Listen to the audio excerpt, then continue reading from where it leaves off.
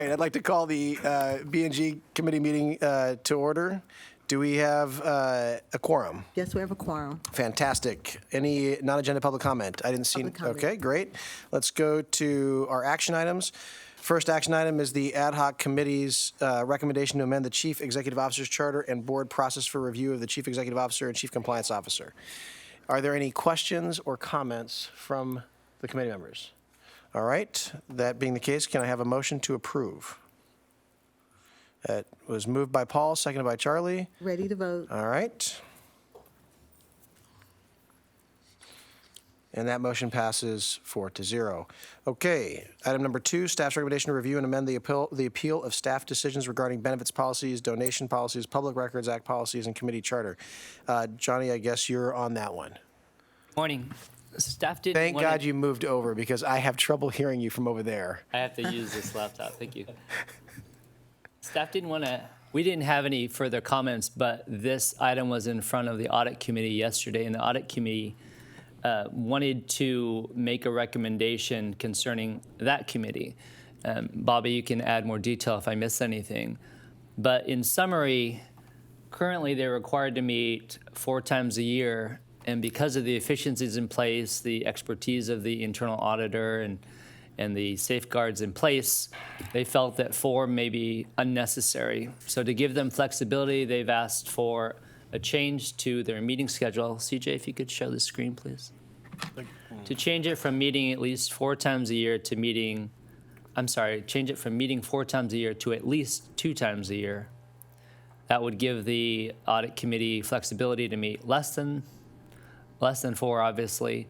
The calendar would be finalized in November, so the B&G committee could then take a look at what the audit committee intends to do for the next calendar year. So I understand that the current calendar year will stay in place. So the meeting scheduled will continue this year, and then calendar year 2021 would follow these guidelines. Any comments from or questions from committee members? All right, then can I get Thank a you. motion to approve?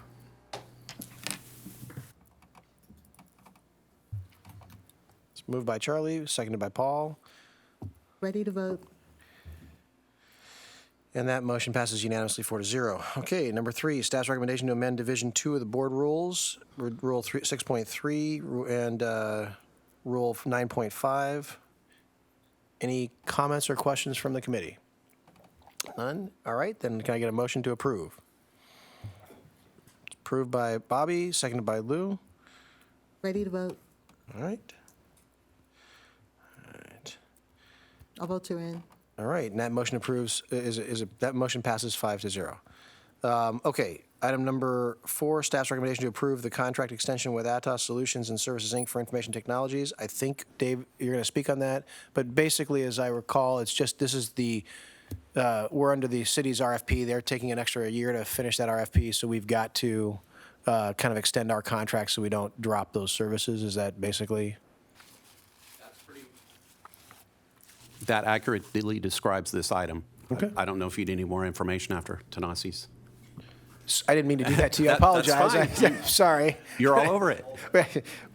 It's not your fault. It's Johnny took too long on the last one. All he had to say was Roberta was there and she's fine with it. We would have been good. But, so I don't know. He had to drone on for 10 minutes. Anyway, any comments or questions from anybody in the committee? Nope. Can I get a motion to approve? All right.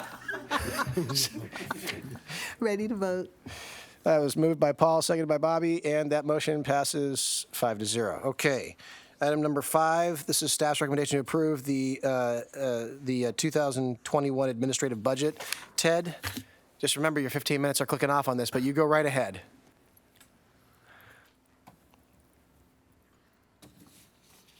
By the way, when you say things like the budget has gone over because of legal fees, I wish you would do that with a little bit more deference and respect. That's all I'm saying.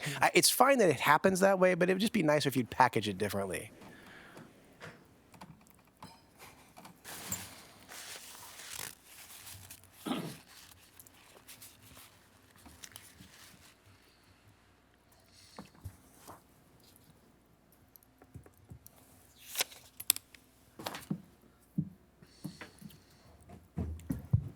Test. I get to use the computer this time. Good morning. Staff recommends approval of the FY 21 budget.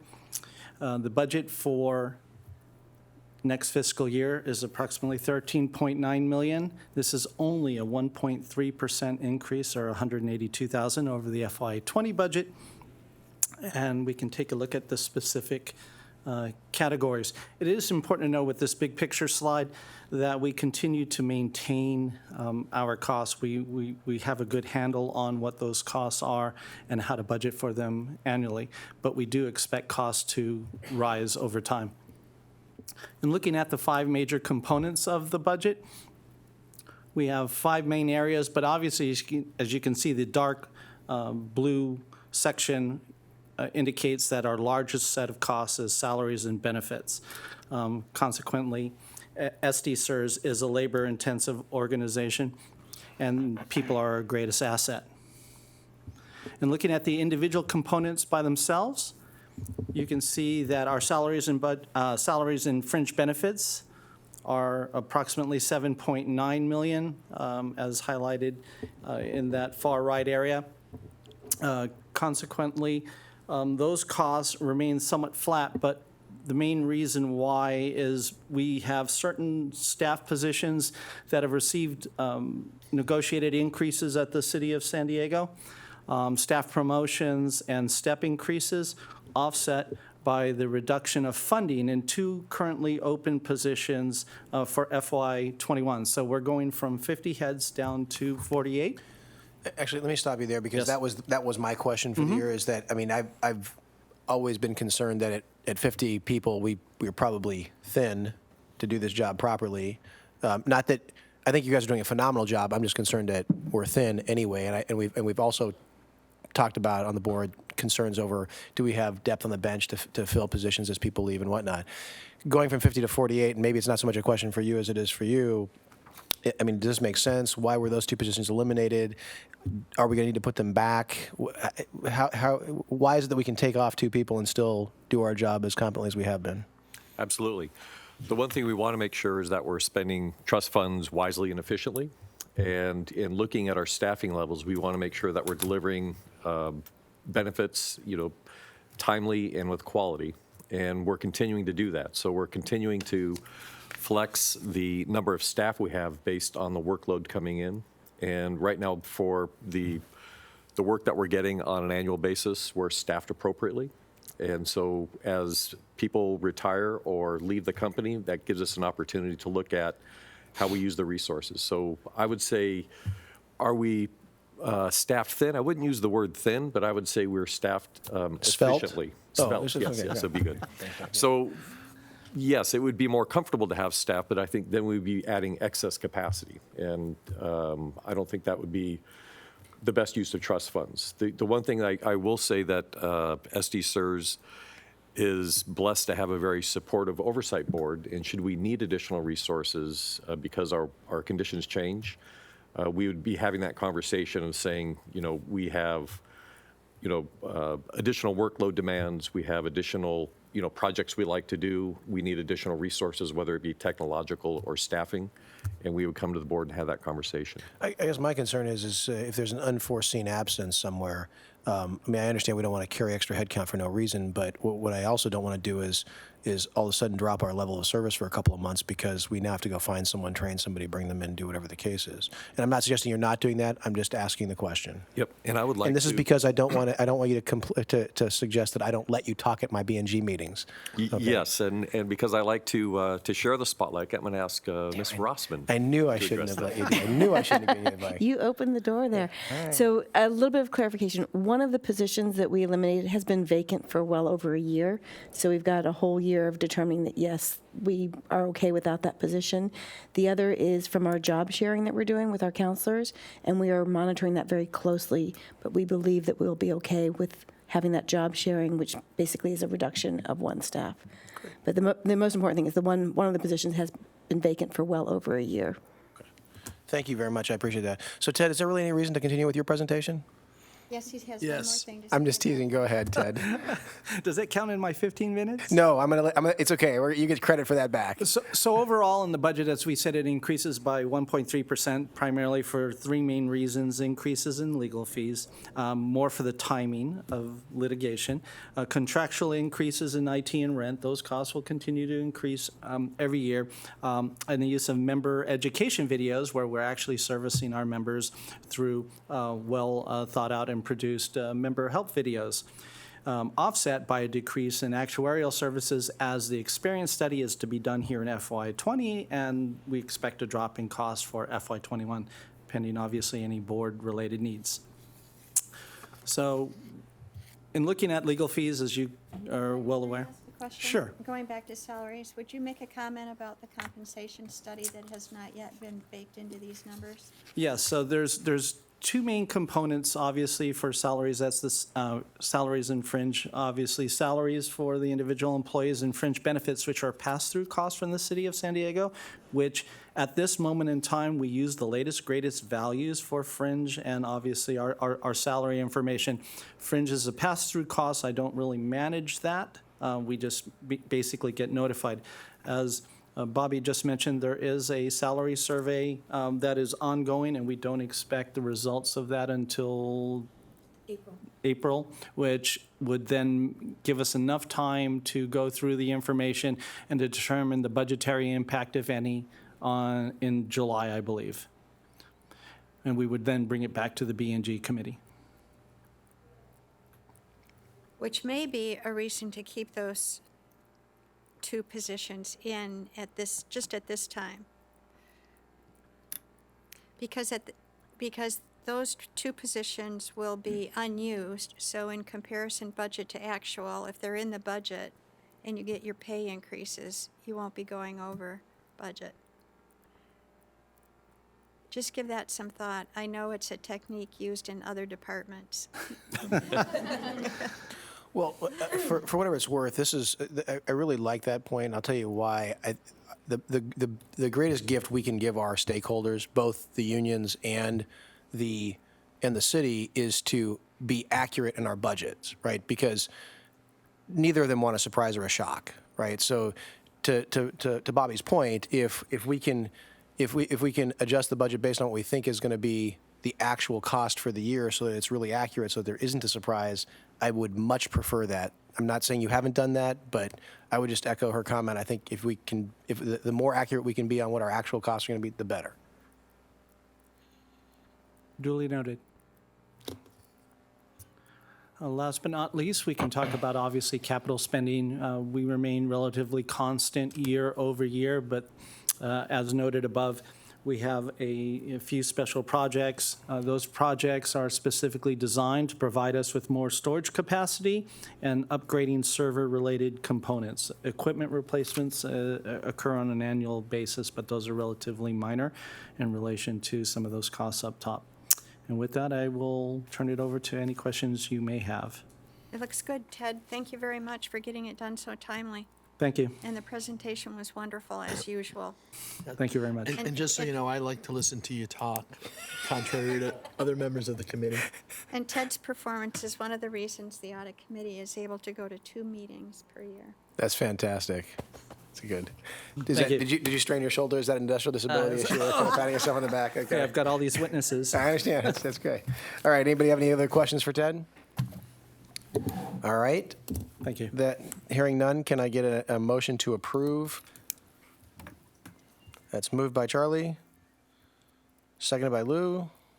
Ready to vote? I don't have any buttons. Try to go back Yes. to agenda. Here we go. All right. Votes are in. All right, and that motion passes 5-0. All right. Getting into some, information items. Okay, so, are there any questions regarding the semi-annual staff and board travel training report? Hearing none, I don't think that's an action item, so we can move on to the reports. Member Services Division report. Apparently Cynthia is not here. I have it on good authority. She did not travel to Tijuana. She does not have the Rona, and she has not been hanging out with untoward people. So it's just a regular cold, I'm told. That's what we understand. All right, good. So you're going to be taking over her presentation then? I am. And Fantastic. so what Cynthia wanted me to highlight is that our two counselors. Oh, no. Cynthia gives her reports with hand movements and gestures and standing up. So please, if you're going to do it, I will- stand up. That's all I'm saying. I will attempt to channel Cynthia in my presentation today. So what she wanted you all to be aware of, and I echo her comments, is that we have our two new counselors in place that are our half-time counselors.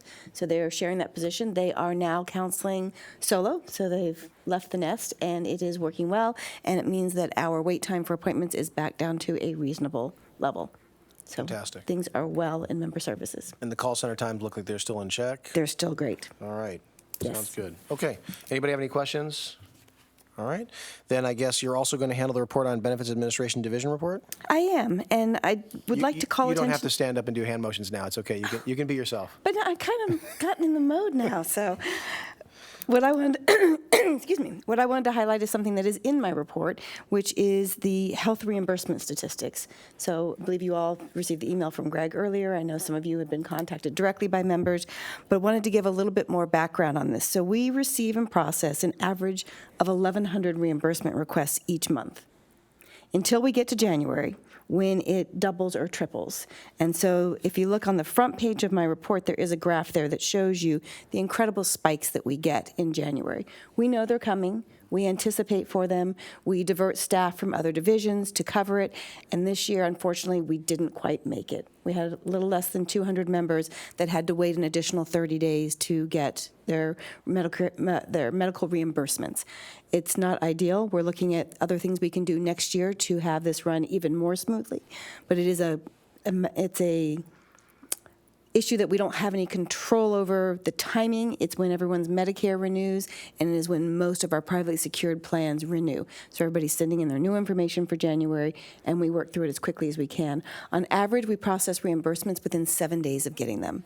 So we are doing that, and even during that crunch time, we're still processing them that quickly. There just are so many reimbursements. So I wanted to let you know that we are aware of it. We did gear up for it this last year, didn't quite hit where we wanted, and so we've got plans in place to do a better job next year. Okay. Anybody have any questions for Marcel? I have a couple with the green light. When was the last time that's happened, where we haven't met our goal and got all of them out in the correct month? To my knowledge, as long as health has been part of my division, which has been about 4 years now, we have never missed the mark. Okay, so January always ramps up, but this is Always.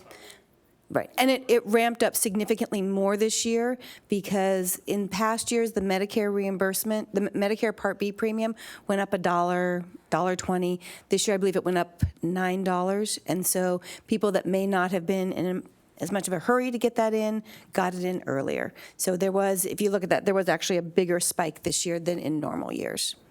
Okay. And this is also this is the last 2 years until we hit this one crunch time. Over the last 2 years, we've had no overtime in the health division, whereas previously there was constantly overtime. So we've done a lot of work. We've made a lot of improvements to the process. We've made changes to our system to have things move more smoothly.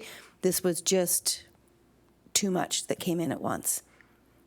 Okay, and you said you're looking at different things to address it, so it doesn't happen again? Are you Correct. going to keep us in the loop of what's being done? We will. Because to me, it's not just a goal. I mean, that's our job, to get these out on time. Absolutely. And we didn't do our job this time, so. Yes. That worries me a little bit.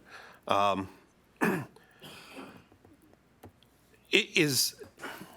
understand you guys have a payroll date, and if we miss that date, it gets pushed to the next month. Is there anything we could do to mitigate that 30-day, or does it automatically have to go to February? Why do the members have to wait, I guess is my question. It's part of how this process is for members who have annual allowances, and if we don't wait for the next monthly payroll, then that person's reimbursements become a completely manual process for an entire year. Okay. So it runs the risk of them getting missed or missing their dates even more in the future. It about triple or quadruples the time it takes to process their subsequent reimbursements. Okay. And we can talk more about that Yeah, offline. but Those were my questions. Yeah, so one of the things that we do as well is we push out the payroll date. We have our finance division scramble a little, give them a little less time to process. So there's a lot of different things that we do. But yeah, unfortunately, this year, we didn't make it. So I have a question about that, a follow-on question. I mean, it sounds like it's a payroll system issue. So my question to you is, for example, in our payroll system, I can issue a manual check, put it into payroll for the following pay period. Person still gets their check today, but it gets picked up in payroll on that next cycle. Right. That's a flexibility in the software. I get it. It's different software. Is that not available? Is that an enhancement that can be added? Because I mean to Lou's point, the issue is, hey, look, it's a problem when we don't pay benefits timely. And to your point, you're saying, hey, well, the problem is if I do that, then I've now screwed up my system for the entire year because the software can't accommodate it. Right. So that sounds to me like we have a failure in the software, or we need to. Because, workaround. yeah, because I mean, the cheap guys like me can buy an off-the-shelf system, and I have that flexibility. You guys are buying, a supposedly substantially more robust system, and it can't do it. So that seems problematic. So, have we talked to the vendor about either buying a patch and add on a fix? Have we talked about? Is it something that we're going to include in the RFP for the next, for the next RFP cycle? I mean, is there some other way, or, can we issue those checks and manually go in and put them into the next payroll so the employees are still getting those checks, but they're just being processed in the next payroll, so we work around the software system glitch? Run it through accounts payable, Right. right? Yeah, so running through accounts payable does the same thing. So when we did all of the work to redo how health processed, that was one of the things that we asked for, and it was a significant challenge to redo the system to allow for that piece to work that way. So we made the decision that it was too much cost, going back to, do you program for your exceptions? And that the programming that was going to be required was so significant that it did not make sense to do that. So right now, our goal is still to figure out how we manage it from a personnel standpoint, rather than how we change the system for something that has happened once in 4 years. Now, for those almost 200 members, I understand it is a big deal to those members, but it is a once in 4 year. Yeah, no, I mean, just so we're really clear, I don't think anybody is attacking what management has done. I think you guys do a phenomenal job over and above. What's frustrating is for essentially a lousy 200 checks, which is really essentially 4 days worth of work on average, which is what you're talking about, that we can't issue a manual check or do something to get the reimbursement in their hands and process things later.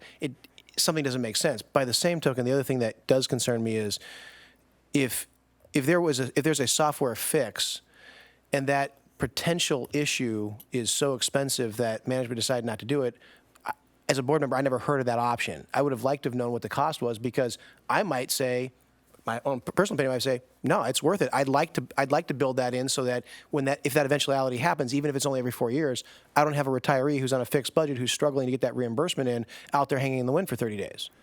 So, I would think that it would be nice to have had a presentation on that, or get a presentation on that, so that I can have, if you come in and say it's going to be $2.5 million, I might go, let the 200 suffer, let them eat cake, whatever the case is going to be. But if not, I'd like to know what that is. So anyway, It seems like we spend an awful lot of money preparing for the unexpected, and this was expected. So I was a little surprised to see that many people had to wait a full month.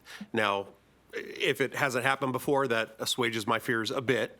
But I do want to make sure it doesn't happen again. So I would like to hear if there's any software fixes that we could look into to prevent it. Okay. Thank you. any other comments or questions? Marcel, thank you very much. Hearing none. So I have, the good news is there's no more yellow on the other agenda items, so I don't have to talk about them. So my question to the committee is, do you guys have any questions on items 3 through 7? Hearing none, let me ask staff, do any of you have a comment that you'd like to make that is different or it amends anything in your reports on items 3 through 7? Hearing none, let's go to questions and comments from the board, chair, members, and staff. Are there any? I just have one. Fantastic. I went to the Calipers General Assembly this past weekend, and I just wanted to let you guys know, if you have the opportunity, please attend. It's very informational, lots of good stuff going on. And part of, I think, the greatest thing is having these presentations that are like one-off from what retirement systems do, but if you listen to them, you can realize how it will eventually come back and affect us. And more importantly, give us ideas on things to do a little differently in the future. Thank you very much. I had one other final comment before we move on. I did not get any email from fiduciary counsel about the fact that he may have reviewed the agenda items or had any comments. I know that was one of the big issues that the committee that went through the selection process had asked for. He may very well have done that. Maybe there was nothing to talk about. I would just ask you, Greg, if you could please go back and figure out, hey, what is the process to communicate to the board? Hey, we've looked at it. There's no issues, or whatever, because I was kind of eagerly looking through my email and saw nothing. I thought maybe he had abandoned me, and he didn't. I mean, I have abandonment issues. I got to be honest with you. So it hurts when that stuff happens. So, okay. I will work with fiduciary counsel and the president to come up with a good process for closing that communication loop. Rest assured, the fiduciary counsel did review the agenda, and we did send specific agenda materials to fiduciary counsel at his request. So he is in the loop, and I guess So we're just the ones out of the loop. Sure, that's perfect. we will fix that. All right. Thank you very much. There's no closed session. Is that correct? Okay. And therefore, we are adjourned. Thank you.